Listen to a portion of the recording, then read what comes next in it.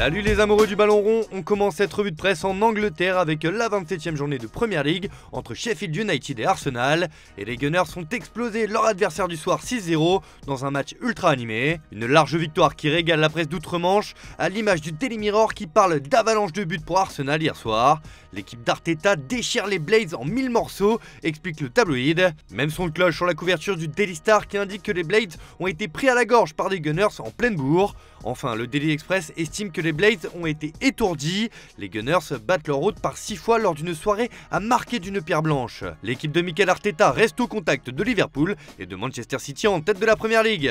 Ça jouait aussi hier soir en Italie à l'occasion de la 27e journée de Serie A entre l'Inter et le Genoa. Et ce sont les Nerazzurri qui se sont imposés 2-1 face à leur adversaire du soir. Une victoire importante dans la course au titre pour l'Inter. Le Corriere dello Sport parle carrément de chute libre sur sa une ce matin. Inzaghi bat aussi le Genoa. Un penalty inexistant et l'Inter s'envole à plus 15 points d'avance. Aslani ouvre le score, Sanchez marque sur penalty. Après un grave oubli d'Airoldi, but inutile de Vasquez, la Juve se détache, juge le quotidien romain.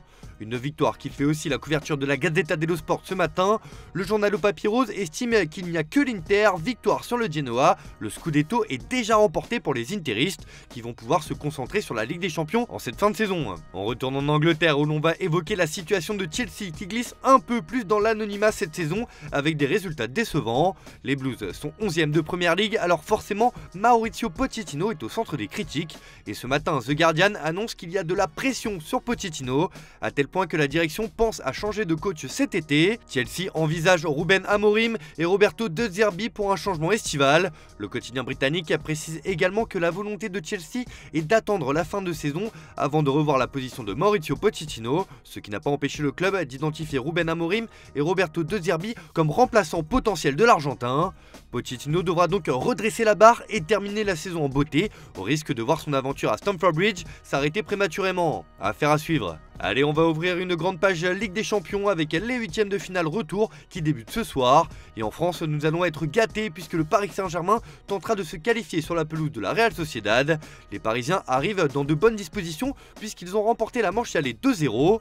Ce matin, le journal L'Équipe placarde qu'il faut fermer le banc en référence à la polémique autour de Kylian Mbappé.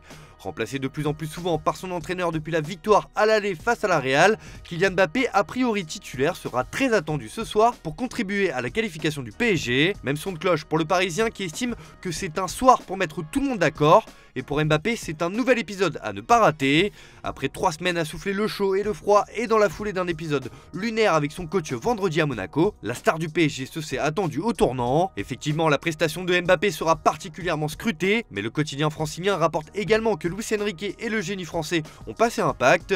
La discussion de samedi matin entre les deux hommes aura permis de convaincre le manager espagnol du bon état d'esprit du numéro 7 parisien, qui aurait d'ailleurs fait preuve de plus d'implication et aurait survolé la séance d'entraînement de samedi. Le capitaine des Bleus entend répondre présent pour ce match retour de Ligue des Champions, puisqu'une qualification assurée offrirait du calme, du moins pendant quelques temps. Et oui, chacun met de l'eau dans son vin pour remplir les objectifs communs.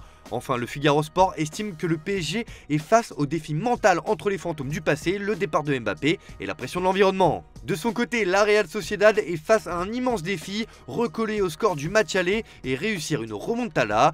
Toute l'Espagne est derrière le club basque pour réaliser l'exploit à l'image du Mundo Deportivo version Guipúzcoa, qui placarde, il faut y croire. La Real ne veut pas croire qu'il s'agit de sa dernière soirée en Ligue des Champions, elle a confiance en sa capacité à surmonter le déficit de 2-0 contre le PSG. Imanol compte sur Barrené et est en mesure de composer son 11 de base pour une soirée historique à Anoeta. Le ton est donné et cela va dans le sens de ce que placarde Marca ce matin qui estime que tout n'est pas dit et tout n'est pas fait dans cette double confrontation.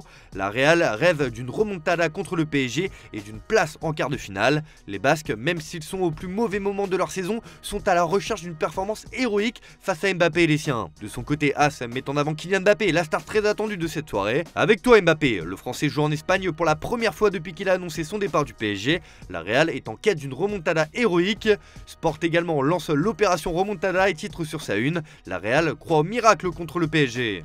On se projette aussi sur le 8ème de finale retour du FC Barcelone face au Napoli la semaine prochaine.